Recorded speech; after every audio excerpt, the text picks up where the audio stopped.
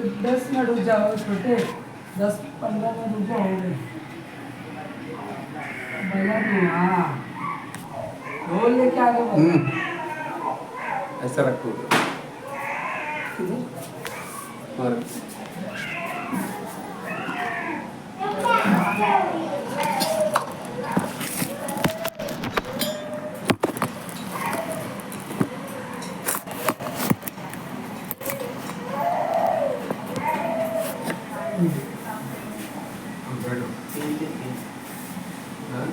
थोड़ा देर बाद वहाँ चलते रहेगा।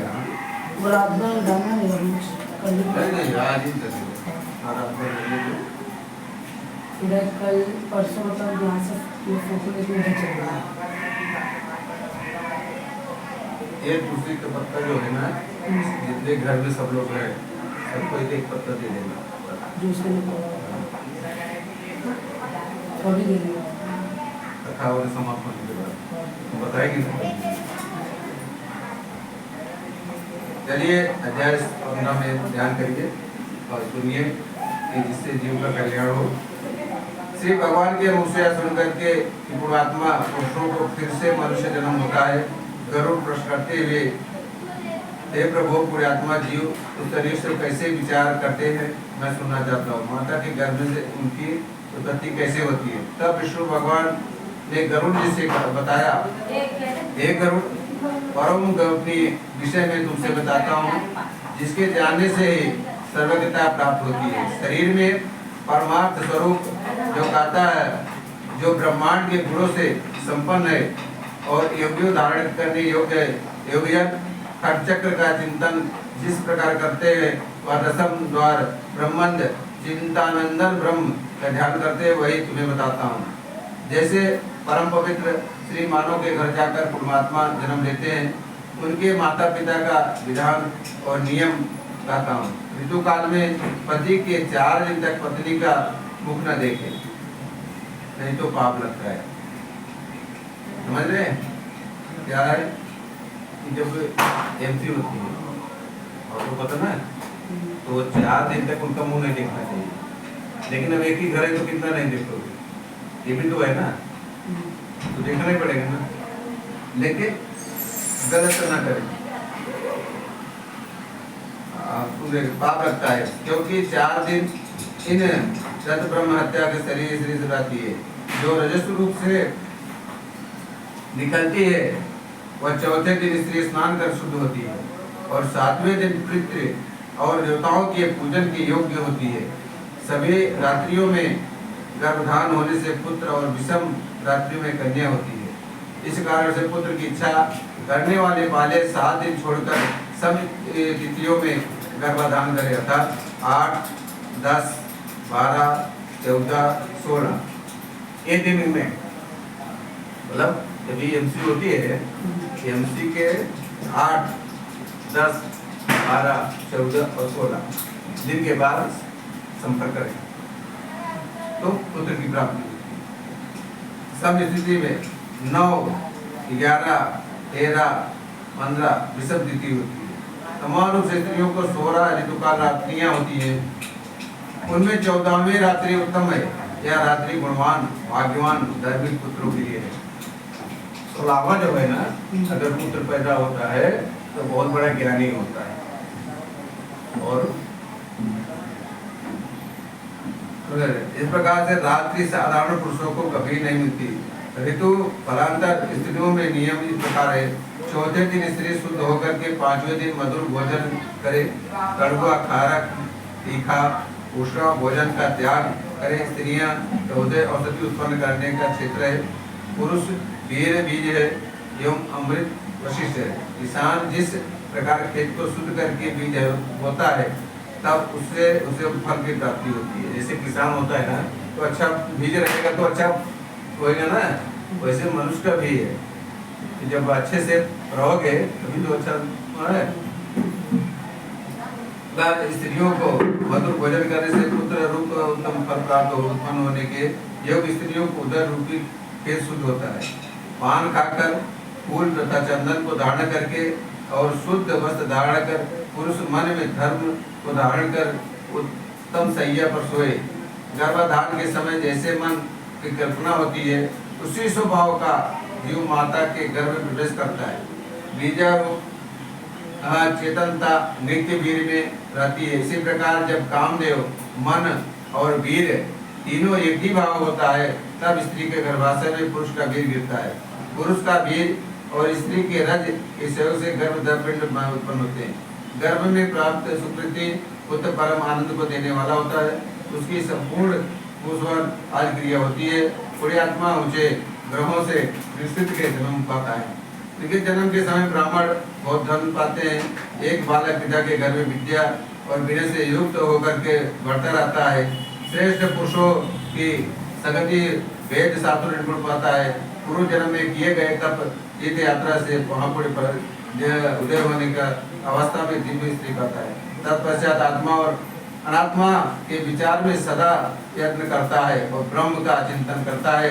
आत्मा रूप ईश्वर देहादिक और पृथ्वी ब्रह्म का संबंध है, किंतु कमल जलव्रत असंग है। इसी ज्ञान के लिए गरुड़ अनात्मा रूप पृथ्वी आदि के गुणों में तुमसे कहता हूँ। पृथ्वी, जल, अग्नि, पवन, आकाश में पंच महाभूत है। यह पिंड इन 5 भूतों से बना है। त्वचा, हड्डी, रोम और मांस भूमि द्वारा निर्मित है। लार, मूत्र, कीर, मजा, रक्त 5 गुण जल से बने हैं। सुधा, कुश, आलस, निद्रा, शांति ये 5 तेज गुण से उत्पन्न है। समेटता, दौड़ना, लांघना, फैलना, चेष्टा करना ये 5 वायु के गुण है। शब्द, चिंता, शून्यता, मोहन, सत्य, आकाश गुण है। मन, बुद्धि, अहंकार, इच्छा एवं अंतःकरण ये पूर्व जन्म के कर्मों द्वारा संचित संस्कार होते हैं। कान, त्वचा, आँख, जीभ, नाक, ज्ञानेन्द्रिया, वाणी, कर, पाद, भुजा और लिंग, कामेंद्रिया, दिशाएं, वायु, सूर्य, रेता, अश्विनी कुमार, अग्नि, इंद्र, उपेंद्र ये मित्र से 10 ज्ञानेन्द्रिय तथा कर्मेंद्रियों से देवता हैं। इंदा, पिंगला, सुषमा, गंधारी, गजिंदा, पूषा, अर्मुग्मा, ओम, संगनी शरीर के 10 मुख्य नाड़ियां हैं। प्राण, अपान, समान, उदान, ज्ञान, नाग, कब्र, इनका देवदत्त, धनंजय ये 10 प्राणवायु है। हृदय में प्राण, गुदा में अपान, नाभि में समान, कंठ में उदान और सारे शरीर में व्यापक होकर ज्ञान स्थित होते हैं। वमन, नाग वायु होता है। कुंभ वायु से उन्मीलन होता है। कुंभल वायु के सुधाकारक कहते हैं। देवदत्त वायु से जमाई आती है। तो जमाई आती है ना, आदमी को नींद आती है तो जमाई आती है ना। धनंजय वायु सर्वव्यापी है। यह मृत्यु के बाद भी कुछ समय तक शरीर में रहती है। रासों द्वारा खाया हुआ अन्न सब शरीरधारियों को पुष्टि देने के वाला है। ज्ञान वायु अन्न के रस को सब नाड़ियों में पहुंचाता है। जो हवा रहता है ना, उसके द्वारा वो नली से सब पहुंचता है सब जगह। जैसे कोई चीज आप खाओगे, जैसे दवा खाते हैं तो मुंह में खाते हैं ना, लेकिन सब नाड़ियों में जहाँ फोड़ा हुआ वहाँ ठीक कैसे होता है, वो हवा के द्वारा वो उसका रस जो है पहुंच जाता है, नाड़ियों पहुंच जाता है। खाया हुआ आहार वायु द्वारा 2 भागों में बढ़ जाता है। गुदा में प्रवेश कर अन्न का जल पिटक कर देता है। जैसे अब जब भोजन करते हो तो जो काम की चीज होती है शरीर को तो मतलब ताकत देने वाला वो अलग कर देता है, और जो खराब चीज होता है वो अपने मलमूत्र के रास्ते से निकल जाता है। जलाग्नि ऊपर जाता है तो जल ऊपर अन्न आ जाता है। जलाग्नि नीचे प्राणवायु स्वयं आकर शनय अग्नि को भड़काता है एवं वायु द्वारा उदित अग्नि रस और मल का अलग अलग कर देती है। फिर अंश का वायु वायु शरीर में लेके जाता है।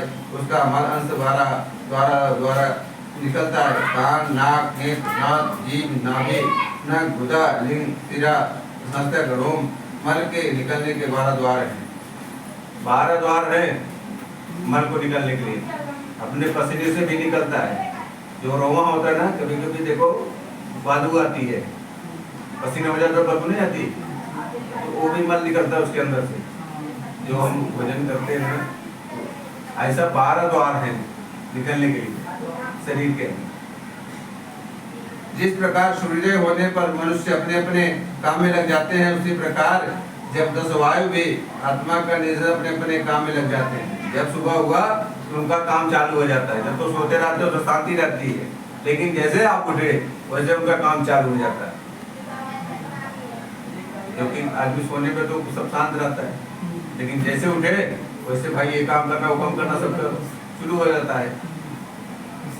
1 करोड़ मनुष्य के व्यवहारिक और पारमार्थिक 2 रूप है। व्यवहारिक शरीर में 3.5 करोड़ रोम है, रोमा 3.5 करोड़ रोमा है आपके शरीर में, और 7 लाख केस। ये जो है ना 7 लाख केस है, बाल केस मतलब बाल ही होता है। लिखा रहता नाई के दुकान पे केस करता है। 7 लाख और जैसे 20 नख हैं। नख कितने हैं? 5, 5, 10, 10, 20 नख है ना। सामान्यतः 32 दांत हैं। दांत जो है 32 है, लेकिन ये क्या है 32 दांत के अंदर जीभ रहती है। जीभ इतना होशियार है कि फट अंदर जाती है, लेकिन कभी कभी दांत उसको पकड़ लेता है। इसीलिए बोलता है 12 दुश्मनों के बीच में अकेले रहती है। एक कम मेरा दबा देंगे त्वचा, चर्म, मांस, रुधिर, मद, मज्जा, अस्थि, 7 धातुओं से मांस का परिमाण 1000 पर रुधिर परिमाण। अगर ये सब चीजें आप सुनोगे ना तो आपको बहुत बड़ा ज्ञान हो जाता है। शरीर कैसे बनता है, शरीर का निर्माण कैसे होता है, किस किस चीजों से निर्माण होता है। रुधिर 3 पर होता है। शरीर में वीर पूर्वय है। स्त्री शरीर में पुष्पांजलि कारक एक पूरक होता है। शरीर में 308 अस्थियां हैं। सूक्ष्म तथा स्थूल नाड़ियों की संख्या 1 करोड़ है। हमारे शरीर के अंदर जो है, जो नाड़ियां हैं, पतली से लेकर लंबी तक, बड़ी तक 1 करोड़ है। 5 पल पित्त और 25 परक कफ है। निरंतर उत्पन्न होने वाले मल मूत्र का कोई नियमित परिमाण नहीं है। भाई जो खाओगे वही गिरेगा ना, अब उसका कोई परिमाण तो है नहीं। हमारे शरीर से लक्षण संयोजक लोग महासप्त, पर्वत, सप्तद्वीप, सप्त सागर, सूर्य और 9 ग्रह परमार्थिक शरीर में रहते हैं। खंडक ब्रह्मांड में जो गुण है वह परमार्थिक शरीर में पाए जाते हैं। यह सब गुण योगियों के अवधान को मुक्त उपाधि पाते हैं। उन्हें सुनिए। पांचों के नीचे तल लोक, पांवों के ऊपर वितल लोक, और जानू में सुतल सुप्त देश, उपतेंद्रियों में जोड़ स्थान है। महातल लोक है।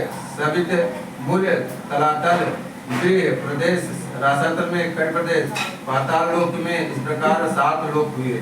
नाभि में भूलोक, उदर में भावुक लोक, हृदय में स्वरलोक, कंठ में मालोक, मुख स्थित करके क्रमशः नाभि, हृदय, कंठ भावों के मध्य में और ब्रह्म रंध्र में क्रमशः से चक्रों का चिंतन कर व सा पा सा ये 4 वर्ण अग्नि के समान वर्ण वाला मूलाधार चक्र होता है। सूर्य के समान बा भा मा या र ला स्वाभिमान चक्र है।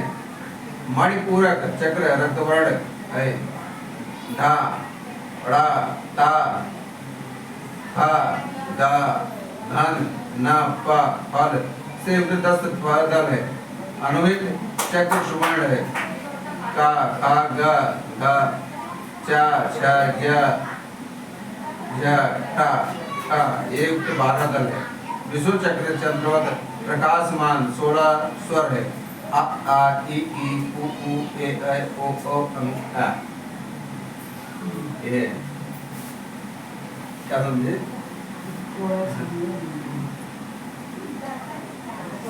आज्ञा चक्र विभूति स्थित है एवं दलों का रक्त वर्ण कमल है। इससे ऊपर विद्यमान हजारों दल वाला कमल है। सत्य, आनंदमय, शिवमय, ज्योतिर्मय, शाश्वत 6 चक्रों का क्रमानुसार गणेश, ब्रह्मा, विष्णु, शिव, बृहस्पति, गुरु चिंतन करता व्यापक प्रब्रह्म चिंतन करें। पिछले 24 घंटों में 21,600 श्वासों को गिनती बताई गई। कितना? 21,600। एक आकार से बाहर और सकार से भीतर प्रवेश करते हैं।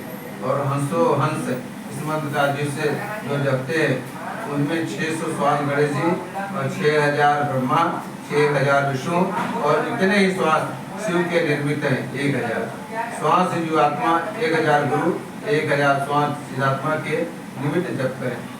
संप्रदाय के ज्ञाता और अधिक मुनि चक्र स्थित हिरण रूप गणेशादि देवताओं को चिंतन करते हैं। शुक्र आदि मनु भी अपने शिष्यों का इसका उपदेश देते हुए तथा महापुरुषों की प्रवृत्ति का ध्यान करके बुद्धिमान इन 6 चक्रों का सदा चिंतन करे। इसके बाद आजपा नाम गायत्री जप करे। अधोगति से वाले 1000 दल के कमल में हंस पर चढ़े हुए वरदान अभय दान हाथों में धारण किए हुए गुरु को ध्यान करें। अपने ध्यान गुरु के चरण में कमलों के अमृतमय जल द्वारा शरीर को स्नान कराने का चिंतन कर गुरुदेव के पंचोपचार पूजा पाठ करें। स्तुति का प्रणाम करें। तब 3.5 वेरियों से स्थित प्रकाशमान खट चक्रों का संचार करने वाली ब्रह्म कला कुंडली सत्य का आरोह और पूर्वक ध्यान करें। फिर ब्रह्म निकलने वाली ध्यान करें। उस सुमन नामक मार्ग से होकर गए हुए जीव मन विष्णु के परम पद को प्राप्त करते हैं। ब्रह्ममुहूर्त में उठकर सनातन ज्योति स्वरूप सदानंद ब्रह्म ध्यान करे। इस प्रकार गुरु के उपदेश का चक्र कर मन को स्थिर करे। गुरु के उपदेश से बिना पतन होना निश्चित है। मतलब जो गुरु होते हैं उनके बात के बताए हुए कर चलना चाहिए, क्योंकि कोई गुरु अपने शिष्य को कभी गलत रास्ता नहीं बताएगा। उसके विकास के लिए, उसके रक्षा के लिए, उसके स्वास्थ्य के लिए ही बताएगा। इसलिए गुरु का बात का ध्यान करके ये आगे बढ़ना चाहिए। अभी आप क्या करते हैं? काम करते हैं ना, नौकरी करते होंगे ना। अरे इस प्रकार गुरु के उपदेश चलकर मन को स्थिर कर गुरु के उपदेश को बिना पालन होना निश्चित है। इस प्रकार अंत्योग करके वायु को आरंभ करें। स्नान संध्या आदि करके हरि पूजन करें। देव वामनी पुरुष जिनसे अतर्मुख प्रीति नहीं हो सकती, ऐसे पुरुषों के लिए मेरी भक्ति सरल है, ये मोक्षदायक भी है। हे गरुड़, मोक्ष मार्ग यद्यपि तप योग आदि ही है, तथापि संसारी जीव के लिए भक्ति मार्ग उत्तम एवं सरल। ब्रह्मादि सर्वज्ञ देवताओं से वेद शास्त्रों को 3 बार विचार कर निश्चय किया है कि भक्ति मार्ग में सबसे अधिक सरल है। यज्ञ आदि श्रेष्ठ धर्म चित्त को शुद्ध करने वाला और भक्ति उनके फलस्वरूप है। इसको पाकर के मानो कभी दुखी नहीं होता है। यह आचरण जो कोई पुण्यात्मा पुरुष करता है वह मेरी भक्ति से मुझ को प्राप्त कर लेता है। ऐसा नहीं है कि आप जो है हमेशा 24 घंटा भगवान का नाम जपते रहिए। कभी आप जा रहे हैं रास्ते में तो भगवान का नाम जपते रहिए। एक बार की कथा बताता हूँ। एक बार हनुमान जी जा रहे थे तो एक आदमी व्यापारी था, उसको कभी समय नहीं मिलता था ये मतलब भगवान का नाम ले ले। तो जब कब उसको जब वही लैट्रिन में जाता था तब उसको याद आता था। तो जाके जंगल में बैठा लैट्रिन में भगवान का राम राम कर रहा था। तो इधर से हनुमान जी जा रहे थे, बोले देखो मेरे प्रभु का नाम जो है ये कैसे ले रहा है, लैट्रिन में बैठा हुआ है। तो मेरे जा करके एक थप्पड़ मार दिए।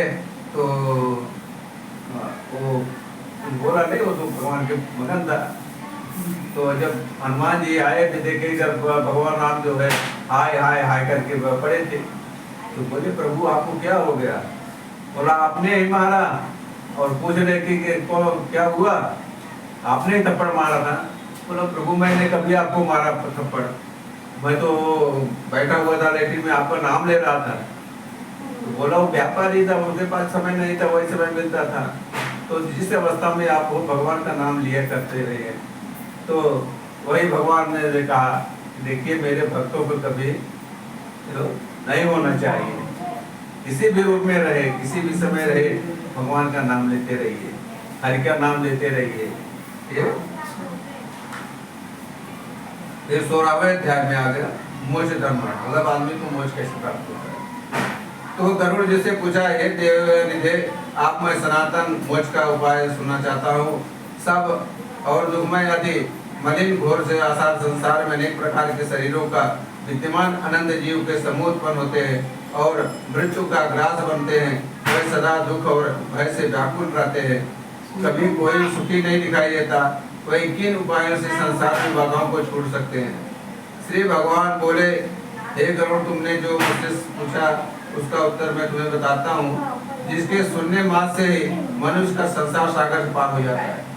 लेकिन ये बात को ध्यान से सुनिए, हाँ? क्योंकि इससे शरीर का कल्याण हो जाएगा। संसार में परम ब्रह्म स्वरूप काल रहित सर्वज्ञ सर्वकर्ता सत्य स्वामी निर्मल अचय शिव है। देखिए, आपको जन्म मिला, आपने कुछ लेके आया या कोई कुछ लेके आता है? जो कुछ लेता है यहीं से लेता है, कोई जो देता है यहीं से लेता है। मुट्ठी बांधे आए, हाथ पसारे जाएगा कि ये कर्म साथ जाएगा, बाकी सब छोड़ देता है। कुछ ना यार, कर्मों ही साथ जाते हैं, कर्म के अनुसार जो है फल मिलता है। तो आपको भगवान ने कैसे बनाया है, किन परिस्थितियों में? आपने कभी विचार किया उसके ऊपर कि हमारे भगवान ने खाने की व्यवस्था कैसे की है, पीने की व्यवस्था कैसे की है? और यहाँ भाई बहन माँ बाप काका दादा बाबा सब मिले, ये व्यवस्था किसने किया है? भगवान ने किया है। आपको खाने के लिए कितनी चीजें गिनती कर सकते हैं? नहीं कर सकते। पीने के लिए कितनी चीजें नहीं गिनती कर। तो ये सब जो छोड़ करके मैं लोगों को बोलता हूँ कि आप फटाफट अच्छे में क्यों जाते हैं? ये से अच्छी चीजें खाने के लिए मांस मदिरा में क्यों जाते हैं? खाने के लिए बहुत चीज सारे हैं जो शरीर को कुछ टेस्ट पर रखते हैं, लेकिन लोग समझते नहीं लोग समझते किस लिए नहीं? क्योंकि वो ऐसे संसंग में जाते नहीं, ऐसे संगत में जाते नहीं लोग। अगर ऐसी संगत में जाए ना तो उनको छूट जाएगा। जो जाते हो छूट जाते हैं। तो संसार में परब्रह्म स्वरूप काल रहित सर्वज्ञ सर्वकर्ता सबके स्वामी निर्मल और अक्षय शिव है। उनका अंश ही जीव संकेत है। जिस प्रकार आग लगने से अग्नि में से चिंगारी निकलती है, उसी प्रकार जैसे अभी अग्नि जल रही है, आपको ऐसा मारो तो चिंगारी उड़ेगी, उसी प्रकार निकलती है। उसी प्रकार से आनंदिक कर्म से अनाज विद्या द्वारा आघात होने पर देह आदि उपाधियों की विभूति भी उत्पन्न होता है। सुख तथा दुख को देने वाले पुण्य और पापों से बधे हुए उन जातियों को युक्त दे आयु कर्मों से उत्पन्न भोग का प्रत्येक जन्म पाता है। हे गरुड़, उनमें भी परे मोक्ष पर्यंत सुंदर शरीर पाता है। अस्थावर विषाद जीव कृमि आदि तथा पक्षी पशु धर्म करने वाले मनुष्य देवता एक कर्म से मोक्ष की भागी होते हैं। अर्थात विषाद के बाद कीट, तदंतर पक्षी पशु, फिर के बाद रमाता होकर देवत्व को पाकर उनको मोक्ष हो जाता है। 4 प्रकार के शरीर पिंडज, अटज, स्वदेज, उद्विज हजारों जन्म को भोगते हुए मनुष्य होकर ज्ञानी बनता है। 84 लाख योनियों में शरीरधारियों को मनुष्य शरीर के बिना अन्य किसी शरीर में तत्व ज्ञान की प्राप्ति नहीं होती है। इस संसार में अनंत जन्मों के महाराज धारण करते करते गुण के वजह से जीव मनुष्य जन्म पाता है। अत्यंत दुर्लभ मोक्ष को सीढ़ी रूप मनुष्य जन्म को पाकर यदि वह अपना आत्मा का उद्धार नहीं करता तो से बढ़कर कौन ज्ञान ही होगा। जो मनुष्य इस उत्तम नरदेव को पाकर अपनी आत्मा को हित नहीं करता, प्राण घातक होता है। बिना शरीर के किसी को भी पुरुषार्थ नहीं होता। इसलिए देह और धन की रक्षा कर पुण्यकार सर्वराधा करे। सदा आत्मा का रक्षा करनी चाहिए। आत्मा की सबकी पात्र है, आत्मा की रक्षा करे, इसलिए यत्न करना चाहिए। क्योंकि जीवित रहेगा तो अनेक कल्याणकारी मार्गों को देखेगा। गांव में खेत, धन, घर, शुभ अशुभ तो ये बार बार मिलते हैं, परंतु यह मनुष्य शरीर बार बार नहीं मिलता। एक बार मर गया तो जल्दी दोबारा मिलेगा। तुलसीदास जी ने रामायण में लिखा है, बड़े भाग्य मनुष्य तन पावा। बड़े भाग से मनुष्य तन मिलता है। सदैव शरीर रक्षा का उपाय किए करते हैं, क्योंकि कोई भी इतना शरीर त्यागने की इच्छा नहीं करता। तो कोड़ भी हुआ है तो भी कभी ये नहीं सोचेगा मैं मर जाऊं, वो भी सोचेगा मैं लाखों साल जीऊं। शरीर की रक्षा धर्म सिद्धि होती है। धर्म के ज्ञान परम होता है। ज्ञान से ध्यान योग की प्राप्ति होती है। ध्यान के योग की क्षमा द्वारा होती है। देखिए, पहले लोग हजारों साल युद्ध होता था, हजारों साल लोग रहते होंगे तब तो युद्ध होता था। फिर आया 100, 150 और 60 साल 65 साल हो गए। ये गरुड़ पुराण में लिखा हुआ है कि किसकी उम्र कैसे रहेगी। तो मुझ पर जो आदमी अब आत्मा को पूरे बुरे कर्मों से नहीं बचा सकता, दूसरे कौन आत्मा का हित करने वाला होगा? जो खुद को नहीं बचा सकता अपने कर्मों से। भाई आपको भगवान ने दिया है हाथ पैर तो आँख जो दिया है, बुरा भी देखो, बुरा सुनो भी मत। तो ये अगर आप नहीं बचा सकते तो कौन बचाएगा? आप खुद बचना चाहेंगे ना, कोई बुरा कर्म करने से, तभी बचोगे ना। इस रोग में नरक का रोग चिकित्सा नहीं करता, वह तो रोगी अपनी रहित देश में जाकर के कैसे चिकित्सा करेगा? बुढ़ापा तो सामने मुंह बाए सिंगल सब खड़ा है। आइए थोड़ा कथा तो सुन लीजिए। नहीं चाचा, अभी तुरंत नहीं उठा बाकी है, वो हमें आया अभी मंडी अभी उड़ा मेरा पूरा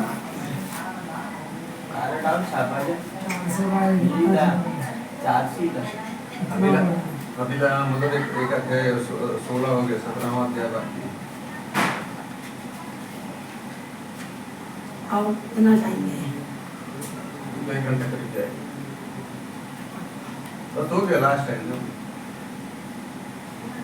बुढ़ापा सामने मुंह बाए सिंह से खड़ा है, मतलब जो बुढ़ापा है ना वो मुंह बाए से खड़ी है सिंह की तरह।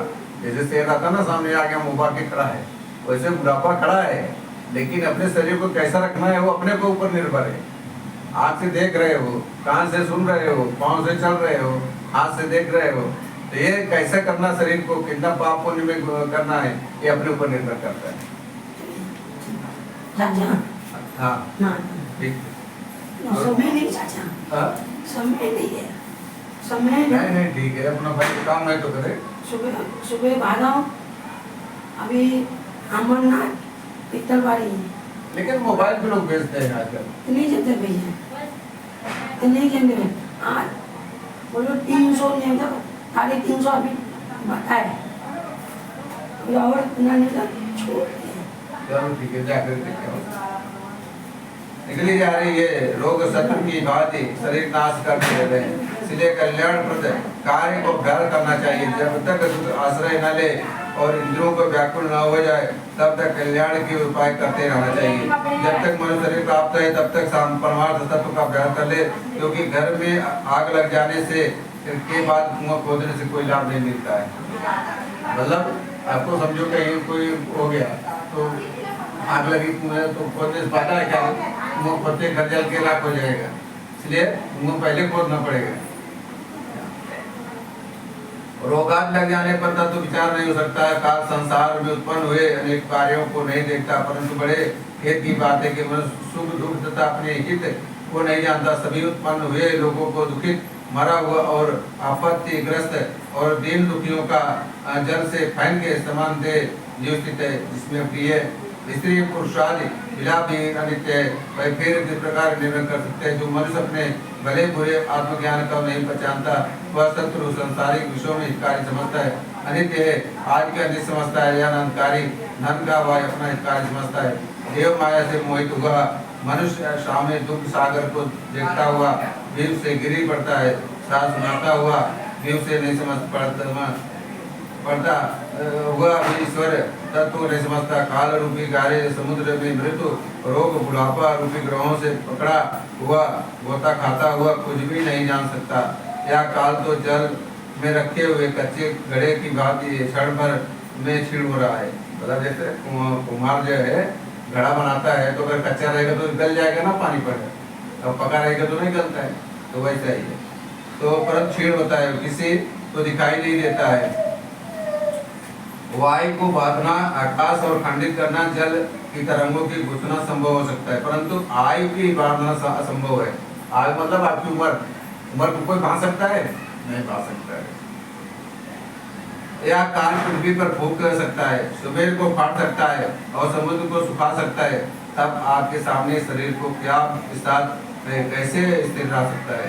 ये मेरी संतान है, मेरी पत्नी है, मेरा भाई है, बंधु है, मेरा धन है, ऐसा सोचने वाले मनुष्य रूपी बकरे की काल रूपी भेड़िया चढ़ कर जाता है। यह कार्य कर लिया, यह करने को है, इस प्रकार विचार करते हुए पुरुष काल झट अपने बस में कर लेता है। इसलिए धर्म का जो कार्य करना है उसे आज ही कर लेना चाहिए, जो कार्य आज करना है उसे अभी कर लेना चाहिए, क्योंकि मृत्यु किसी की प्रतीक्षा नहीं करती। मृत्यु कब आ जाएगी किसी को मालूम है? हमको मालूम है? नहीं मालूम है। कब आ जाएगी? हम आपसे अभी कथा कर रहे, हो सकता है रात में जाते हो जाए। ये मृत्यु किसी को नहीं परीक्षा करती है। बुढ़ापे ने जिस मृत्यु को मार्ग दिखाया है वह प्रचंड रोग जिस मृत्यु के सैनिक है, ऐसे मृत्यु रूपी शत्रु द्वारा ग्रसित जीव अपने रक्षक परमेश्वर को क्यों नहीं बचता? लालच रूपी सुई से छेदे गए, विषय रूपी घी में सींचे गए, राग द्वेष रूपी अग्नि में पकाए गए मनुष्य को मृत्यु पा जाती है। बालकों को, तरुणों को, वृद्धों को तथा गर्भ में स्थित रहने वाले जीव को मृत्यु अवश्य आती है। यही जगत का विधान है। यह जीव अपनी देह को छोड़कर यम के घर जाता है, फिर स्त्री, पुत्र, कलत्र, माता पिता, ये साथ संबंध कैसा है? यह संसार दुख का कारण है। जो भी संसारिक वस्तुओं का आसक्त है वह दुखी है। जिसने इसका त्याग कर दिया है वह सुखी है। अन्य कोई भी सुखी नहीं है। सब दुखों का उत्पन्न करने वाले इस प्रकार की आपत्तियों का स्थान, इस प्रकार पापों का आश्रय रूप इस संसार में वस्तु त्याग करे। लोहे की लकड़ी आज की मजबूत रस्सी से बधा हुआ मनुष्य शीघ्र छूट सकता है, किंतु स्त्री, पुत्र, कलह, झगड़ा हुआ मनुष्य कभी छूट नहीं सकता है। मनुष्य अपने मन को प्रिय लगने वाले जितने भी संबंधी बनाता है उतने ही शोक रूपी कीड़े से अपने हृदय में ठोकता है। अर्थात पुत्रादि प्रिय संबंधी मृत्यु होने पर शोक रूपी कीड़ों द्वारा हृदय छलनी होता रहता है। हाय हाय, विषय रूपी आहार करने वाले शरीर के स्थित इंद्रिय रूपी तस्करों से छल से सब धन हर लिया, सदा यह लोग विनाश करता रहता है। जिस प्रकार मांस का लोग इस मत्स्य मांस से लिपटी कील को नहीं देखता है, उसी प्रकार सुखी लोभी मनुष्य या यम पास को नहीं देखता है। हे गरुड़, जो मनुष्य अपनी भलाई बुराई को नहीं जानते वह गलत मार्ग पर चलकर केवल अपना पेट भरना जानते हैं, ऐसे मनुष्य नरकगामी होते हैं। सोना, जागना, मैथुन, आहार आदि सब प्राणियों के लिए ऐसा ही होता है, परंतु मनुष्य के हित अनिहित जानने का ज्ञान विशेष रूप से भगवान ने दिया है। जो इस ज्ञान को उपयोग नहीं करता वह पशु के समान है। अज्ञानी पुरुष अपनी आयु की व्यर्थ की कार्यों में गुजार देता है। प्रातः काल का समय मल मूत्र त्यागने में निकाल देता है, दोपहर का समय भूख प्यास में लगा देता है और रात्रि का समय तृप्ति विषय वासना में निद्रा में निकाल देता है। देख रहे हैं? इस समझो, इस प्रकार से ज्ञानी पुरुष धन, स्त्री, पुत्र का राज्य से मोहित हो जानते मध्य रात्रि इसलिए इनका त्याग करना आदि यदि न छोड़ सके तो बड़ों के साथ संगत करना चाहिए।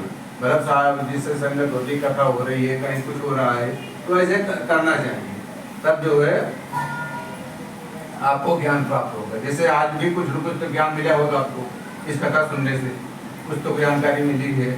तो ऐसे ऐसे जब सुनते रहेंगे ना तो आपको अधिक जानकारी और ज्ञान प्राप्त होगा। जिसके पास से दोनों है, अंधा मनुष्य मार्ग पर बढ़ जाता है। अपने स्वर्णवाश्रम में आचार में लगे रहते हुए मनुष्य को परम धर्म को जानकर डम्ब कपट में निरत होकर मोक्ष धर्म में नहीं लगते, व्यर्थ ही जन्म मरण पाते रहते हैं। कोई धर्मत्व को न जानकर यज्ञ आदि कर्मों में आसक्त होकर परिश्रम करते हैं तथा मोक्ष धर्म जानते हुए जो ब्रह्मचर्य आदि से लगे रहते हैं तथा शुद्धा आदि सहन करते हैं, किंतु यज्ञ व्रत आदि के मूल कारण को मूल धर्म को रचे समझ कर विचार होकर के प्रचारक बन बैठते हैं। कई कर्मकांड परायण होकर के केवल मंत्रोच्चारण तथा होम आदि की मुक्ति कारक है, ऐसे समझकर ज्ञान से रहित हो रहे हैं। उनका अभ्रांत बुद्धि नहीं जानती, ज्ञान के बिना मुक्ति नहीं मिलती है। कई एक शरीर को सुभाने वाले व्रत उपवास आदि कड़े नियमों से पहुंचना चाहते हैं, या मेरी माया से मोहित होकर के नहीं समझते कि मोक्ष का कारण ज्ञान ही। केवल शरीर पत्रादि उपासों से विवेकों को मुक्ति कैसे हो सकती है? मुक्ति से जो ज्ञान द्वारा ही मिलती है। बाबी को थोड़े से सर्प नहीं मार सकता है। पाखंडी लोग बड़ी बड़ी जटा नृत्य धारण कर साधुओं का वेश बनाकर ज्ञानियों का समान रूप में धर्म घुमा करते हैं और मनुष्यों को भटकाते हैं। संसार की कर्मों का आसक्त ब्रह्म को जानता हूँ ऐसा कहने वाला तथा कर्म ब्रह्म दोनों से भ्रष्ट मनुष्य का चंडाल के समान त्याग देना चाहिए। लज्जा ही नग्न होकर घरों में स्त्रियों के आगे विचरण करने वाले अज्ञानी कभी विरक्त हो सकते हैं, शरीर पर भस्म या मिट्टी लगाने से यदि मनुष्य को मुक्ति मिल जाती है तो मिट्टी एक भस्म लगाने वाले कुत्ते तथा गधे को मुक्ति पा जाते हैं। इनके पत्ते और जल का आहार करने वाले सदैव वन में बसने वाले सियार, चूहे और मृग आदि क्या तपस्वी होते हैं? कभी नहीं। जन्म से मृत्यु तक गंगा आदि नदियों में नहाने वाले मेढक, मत्स्य आदि क्या भोगी होते हैं? कभी नहीं। कंकरों को खाने वाले कबूतर और पृथ्वी के जल को भी पीने वाले घातक क्या व्रती होते हैं? कभी नहीं। इसीलिए ये सब लोगों को प्रसन्न करने के वाले हैं। हे गरुड़, मोक्ष का कारण तो केवल तत्व ज्ञान ही है। खड़दर्श रूपी महाकुंभ में पढ़कर के अज्ञानी ईश्वरी नहीं जानते, क्योंकि यह मोह रस्सी से बंधे हुए है। वेद शास्त्र रूपी घोर समुद्र में जल बढ़ाते हुए कार्तिकेय कर्मियों, लोकादिशा कर्मियों रोकने में व्याकुल रहते हैं, अर्थात कृतज्ञ दरज्ञान पे पड़े रहते हैं। वेद शास्त्र पुराणों के ज्ञाता होकर भी जो परमार्थ नहीं जानता, वह सारी विद्याओं का उपासक, उसका सब कुछ पढ़ना कवि की बोलने के समान है। यह ज्ञान यह जानने योग्य है। इस चिंता से व्याकुल तथा परम तत्व ईश्वरीय ज्ञान से विमुख लोग दिन रात शास्त्र पढ़ा करते हैं, इनका वह पढ़ना व्यर्थ है। सुंदर वचन इन छंदों के रचना द्वारा काव्य अलंकार शोभित तथा चिंता व्याकुल इंद्रियों के वाले मूढ़ सदा दुखी हुए रहते हैं। परम तत्व को और प्रकार के होता है, किंतु मनुष्यों को दूसरे प्रकार से क्लेश उठाते हैं। इसी प्रकार शास्त्रों के विचार अब होता है कि मृत्यु व्याख्या दूसरे प्रकार से करते हैं। गुरु आदि के उपदेश पुरुष स्वयं अनुभव करने सामर्थ्य नहीं रखते हैं, दूसरों के पूछने से लज्जा करते हैं। कई वेद शास्त्र पढ़कर दूसरों को उपदेश देते हैं, किंतु स्वयं ब्रह्म तत्व नहीं जानते। जैसे कालछी भाग रस में फिरती हुई पाक स्वाद को नहीं जानती, जिस प्रकार पुष्पों से भार तो सिर पर होता है, परंतु उसकी सुगंधी ज्ञान नासिका को जानते हैं। इसी प्रकार वेद शास्त्र सब पढ़ते हैं, परंतु मोक्ष तत्व का विचार कोई बिरला ही जाना करता है। मोक्ष तत्व का आत्मा को स्थित है, परंतु मूर्ख मनुष्य से जानकर शास्त्रों में खोजता है। जैसे मूढ़मती वाला का बकरी का बच्चा रहते हुए भी तो उसे कुएं में देखता है। केवल आत्मा तत्व की बात करने से अज्ञान की निवृत्ति होती है।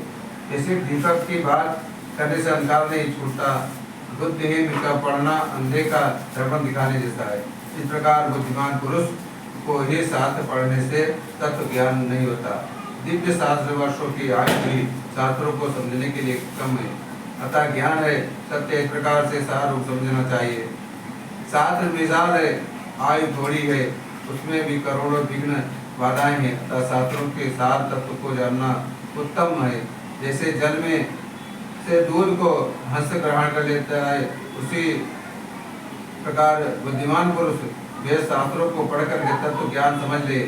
जिस प्रकार ध्यान चाहने वाले पुआल में या धान निकाल कर पुआल को फेंके थे, उसी प्रकार तत्व ज्ञान पाकर पूरे शास्त्र को छोड़ दे। जैसे ही अमृत तृप्त पुरुष अन्य आहार से कोई प्रयोजन नहीं है रखता है, वैसे ही तत्व ज्ञान होने पर पूरे शास्त्रों का कोई प्रयोजन नहीं है। ये गरुड़, वेदों के पढ़ने से मुक्ति नहीं मिलती है और ना ही शास्त्रों के पढ़ने से मुक्ति मिलती है, केवल तत्व ज्ञान से ही मुक्ति मिलती है। चारों आसना मुक्ति के कारण नहीं, दर्शन कारण है। इसी प्रकार से शुभ कार्य मुक्ति दाता है, केवल ज्ञान मुक्ति कारण है। गुरु के केवल वाणी को मुक्ति देने वाली है और सब विद्याएं विडंबना करने वाली है। जैसे हजारों जड़ी बूटी संजीवन बूटी उत्तम है, एक अद्वैत ब्रह्म ज्ञान कारपद है, कर्म आदि का परिश्रम नहीं है, ऐसा ज्ञान गुरु के मुख से मिलता है, करोड़ों शास्त्रों के पढ़ने से नहीं मिलता है। तो ज्ञान दो प्रकार का है, एक शास्त्रों और दूसरा विवेक उत्पन्न है। शास्त्रों ज्ञान तो सत्यमय ब्रह्म है और विवेक से उत्पन्न ज्ञान पर ब्रह्म रूप है। कोई अद्वैत का श्रेष्ठ मानता है तो कोई द्वैत को श्रेष्ठ मानता है, परंतु द्वैत और अद्वैत रहित समझ नहीं जानता। यह मेरा नहीं है, ये तो सब मोक्ष के लिए बंधन है। मेरा है से ये जीव बंध जाता है और मेरा नहीं है से जीव बंधन मुक्त हो जाता है। कर्म वही है जिसमें बंधन दृढ़ वैराग्य धारण कर मुझे अन्य भाव से याद करता वही पूर्ण वैराग्य द्वारा परमात्मा निश्चय ही मोक्ष प्राप्त करता है। मोती के तीर्थ क्षेत्र प्रकार है अयोध्या, मथुरा, हरिद्वार, काशी, कांचीपुरी, उज्जैनी, द्वारका। तत्व ज्ञान मोक्ष पाते हैं, धर्मात्मा स्वर्ग में जाते हैं, पापी लोग दुर्गति नहीं पाते, पशु पक्षी पूरा दिन जन्मते मरते रहते हैं। श्री विष्णु भगवान गरुड़ दिखाते हैं, मैंने सारे शास्त्रों का निष्कर्ष तुम्हें 16 अध्यायों में सुना दिया है, अब और क्या जानने की इच्छा है। गरुड़ यहाँ जुड़कर बोले, आपने अमृतमय वचन सुनाकर इस संसार रूपी सागर से मुझे पार कर दिया है। मेरे सब संदेह जाते रहे, एक कृतार्थ हूँ, हो गया हूँ। स्मरण करने से दुर्गति हटाते हैं, पर पूजन यज्ञ द्वारा सदगति देते हैं, अन्य भक्ति के द्वारा मुक्ति देते हैं। ऐसे हरि भगवान जन्म मरण से मेरी रक्षा करें। अभी अध्याय 17 लास्ट अध्याय है। गरुड़ पुराण के श्रवण महात्मा, मतलब गरुड़ पुराण का जो आप सुना उसका महात्मा, उसके परिणाम क्या होते हैं, उसके क्या फल मिलता है।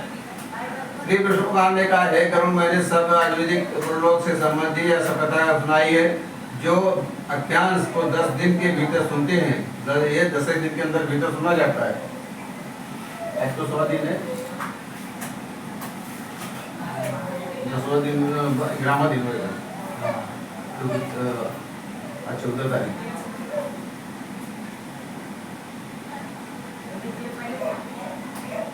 आख्यान 10 दिन के भीतर सुनते हैं, उनके सब पाप नष्ट हो जाते हैं। 10 दिन के अंदर अगर आप सुनते हैं ना तो सब कष्ट दूर हो जाते हैं। परलोक संबंधी कृत्य पितरों को मुक्ति देता है, यह पुत्रों के मनोरंजन पूर्ण करता है, यही परलौकिक दोनों लोकों में सुख देता है। जो नास्तिक नराधम पुरुष इस प्रेत कर्म को नहीं करते, उनके घर में जल पीने योग्य नहीं है, इसमें जरा भी संशय नहीं है। मतलब एक कर्म जो नहीं करते ना, उनके घर में पानी पीने के योग्य नहीं रहता है, जब तक ये कर्म पूरा नहीं कर देते। और एक कर्म करना चाहिए। आपने किसी ब्राह्मण को पूछा हमको क्या करना है, कैसे करना है, कैसे किया जाता है, ये सब करना चाहिए।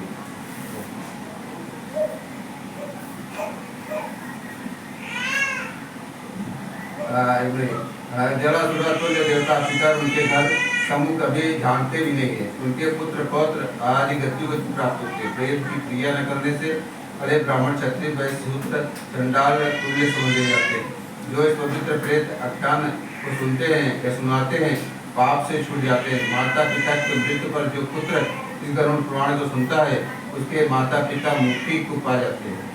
अभी एक गरुड़ जो पुराण होता है ना, ये आपके जो माता पिता है उनका भी मुक्ति हो जाती है खाली सुनने से। जिसने गरुड़ पुराण नहीं सुना, गया जी का साथ नहीं किया, वर्षों नहीं किया, तब मासिक एवं वार्षिक साध नहीं किया, वह पुत्र कहलाने योग्य नहीं है। तीनों प्रकार के ऋणों से मुक्ति नहीं हो सकता है। वह माता पिता को कैसे तारने के लिए समर्थ हो सकता है, अर्थात वह कुछ भी करने के सामर्थ्य नहीं है। इसलिए जो भी हो सकता है अपने से थोड़ा ज्यादा कम, लेकिन करना चाहिए।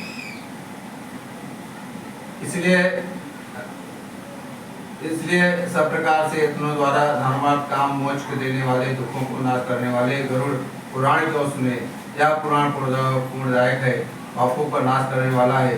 इसके श्रवण से ब्राह्मण को विद्या, क्षत्रिय को पृथ्वी, वैश्य को धन की कमी नहीं रहती है तथा शुद्ध पापों से शुद्ध हो जाता है। गरुड़ पुराण के सुनकर सुनने वाले की सैया आदि एवं सब भी दान देना चाहिए, अन्यथा उसका जो फल नहीं होता है। सर्वप्रथम पुराण की पूजा करके वस्त्र आभूषण को दान दक्षिणा देकर के कथावाचक की पूजा करनी चाहिए।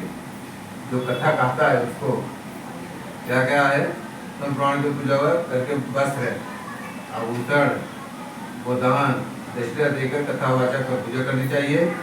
तब श्री विष्णु भगवान कहते हैं, हे गरुड़, इस प्रकार गरुड़ पुराण की कथा सुनने वाले को पूजा करना मेरा ही पूजा है। अगर जो कथाकार है उसका पूजा करते हो तो सब लोग विष्णु भगवान की पूजा आप कर रहे हैं, क्योंकि जो बात कही है सब विष्णु भगवान ने कहा है। गरुड़ पुराण गरुड़ ने पूछा है और विष्णु भगवान ने उसका उत्तर दिया है। तो वाचक के संतुष्ट होने पर ही संतुष्ट होता हूँ, इसमें कोई संशय नहीं है। बोलिए सरस्वती का मंत्र। विष्णु भगवान का ध्यान करिए। सरस्वती मंत्र आता है तो खाली सुनिए आप। ओम भूर्भुवः स्वः तत्सवितुर्वरेण्यं भर्गो देवस्य धीमहि धियो यो नः प्रचोदयात्। ओम भूर्भुवः स्वः तत्सवितुर्वरेण्यं भर्गो देवस्य धीमहि धियो यो नः प्रचोदयात्। ओम भूर्भुवः स्वः तत्सवितुर्वरेण्यं भर्गो देवस्य धीमहि धियो यो नः प्रचोदयात्। ओम भूर्भुवः स्वः तत्सवितुर्वरेण्यं भर्गो देवस्य धीमहि धियो यो नः प्रचोदयात्। ओम त्र्यंबकमिदामहे सुगंधिं पुष्टिवर्धनम् उर्वारुकमिव बन्धनात् मृत्युंशीमामिदात्। ओम श्री कृष्ण वासुदेवाय नमः। ओम श्री कृष्ण वासुदेवाय नमः। ओम श्री कृष्ण गोविंद हरे मुरारे हे नाथ नारायण वासुदेवा। हे कृष्ण गोविंद हरे मुरारे हे नाथ नारायण वासुदेवा। हे नाथ नारायण वासुदेवा। हे नाथ नारायण वासुदेवा। हे कृष्ण गोविंद हरे मुरारे हे नाथ नारायण वासुदेवा। देखिए ये सब आपका गरुड़ पुराण जो है समाप्त हुआ और गरुड़ पुराण की कथा आपने सुना बड़े ध्यान से। भगवान से मैं यही प्रार्थना करता हूँ कि आपको जो है आपका कल्याण हो और आपके माता का जो जन्म रहे उनको सदगति मिले, जहाँ भी रहें सुख होकर रहें और उनका ध्यान आप करते रहिए। ऐसा हम हमसे ये देखिए कहीं जो है हमारे गरुड़ पुराण का ये कथा बहुत लंबी होती है।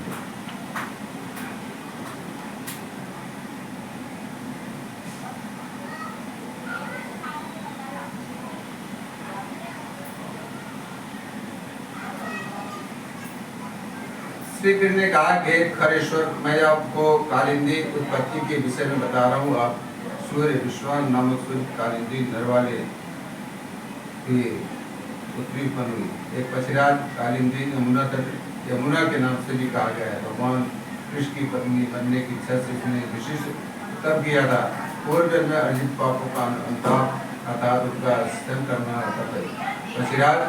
अब आप अनुताप के विषय में सुने। पूर्वजन में इसने भगवान मुकुंद के दिव्य मंत्रों का जप नहीं किया, हरिना माटी का स्मरण नहीं किया, भगवान के पदार्थ बिंदों की वंदना नहीं की, हरि के नैवेद्य के ग्रहण नहीं किया, सुंदर गण से युक्त पुष्पों से अर्पित नहीं किया, भगवान भक्ति नहीं की। ऐसा सोच सोच करके मन पश्चाताप होता है, दुख होता है, आने लगता है। मुकुंद में इस पुत्र का मित्र से युक्त संसार में सब तो रहता है। भगवान आपका मैं आपके मुखारबिंद से दर्शन करूंगा, मुझसे आपकी सेवा पूजा नहीं हुई है, मेरा उद्धार कैसे होगा। हे हरे हे महान पापी, कब मुझे आपके दर्शन होंगे। हे प्रभु मैंने अनंत जन्मों के सांसारिक संबंधों के द्वारा माँ से दुख सुख नहीं प्राप्त किया और ना तो आपको सेवा कर सका और ना ही आपके भजनों के संगत भी कर सकता। हे मुरारे मेरा शरीर कष्ट से जल रहा है। ऐसा अनंतिक आप मुकुंद शरण छोड़ करके इसकी शरण में जाऊं। हे भगवान मुझ पर दया करो, मेरी रक्षा करे। तब श्री कृष्ण ने पुनः कहा, हे पक्षीराज इस प्रकार पश्चाताप करना ही अद्भुताद इसका नाम तब भी है। पक्षीराज सूर्यवंशी उस कालिंद से इस प्रकार अनुताप करते हुए यमुना तट पर तपस्या की और श्री हरि ध्यान में विघ्न हो गए। और तत्पश्चात पक्षीराज एक दिन मैं अर्जुन के साथ यमुना के तट पर गया। तप करती हुई उसकी वहाँ देख करके मैंने अपने मित्र अर्जुन से कहा कि ये बात तुम शीघ्र ही कन्या के समीप में जाकर के पूछे कारण से तप कर रही है।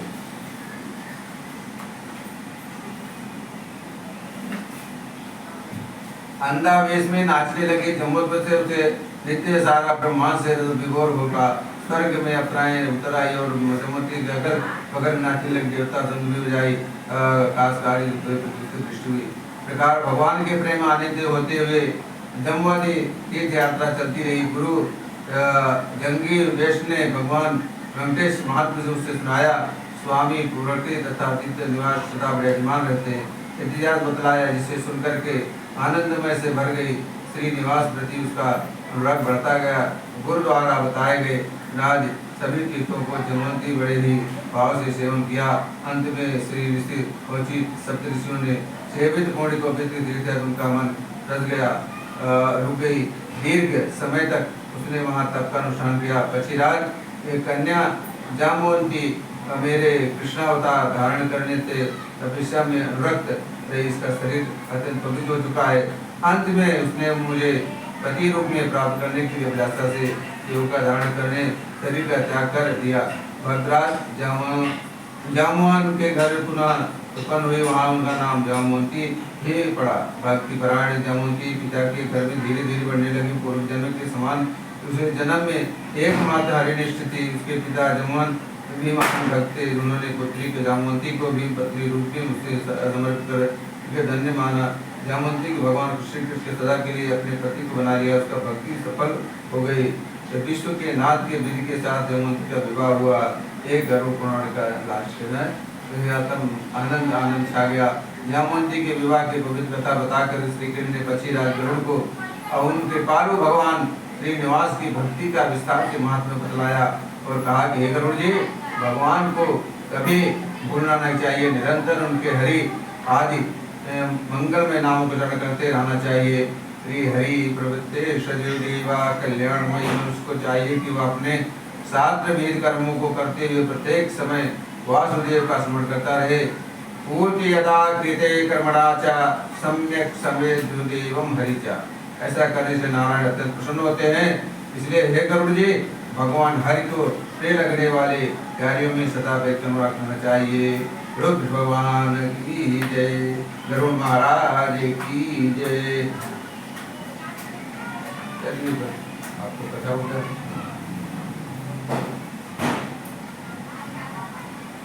आप उसको उठा के हमको दे दीजिए,